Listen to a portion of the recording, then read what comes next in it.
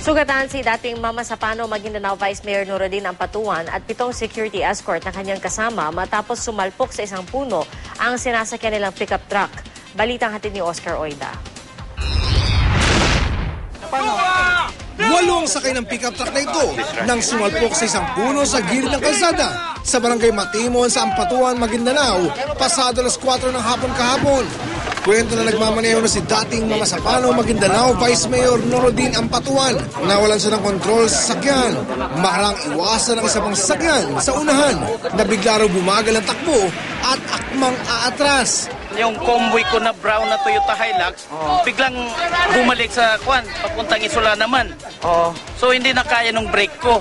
Biglang lumiko? Biglang lumiko. Sugatan ng dating vice alkalde, pati na ang kasamang 7 security escort. Kung hindi yun naiwasan, frontal talaga. Pag-iwas yun, nandito na ang kwan namin. Yan. Okay. Mabilis masyado. Siguro estimate mga 140 km/h, no? Ganun ang speed. Rumesponde sa aksidente ang 46th Infantry Battalion.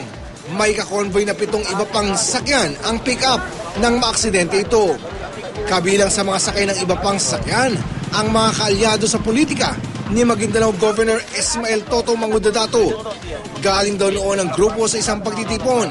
Kaya naman akala raw ng mga aksidente security escort, tinangka silang tambangan. Sa ngayon, hindi pa alam kung sino ang may-ari ng sasakyang iniwasan nila.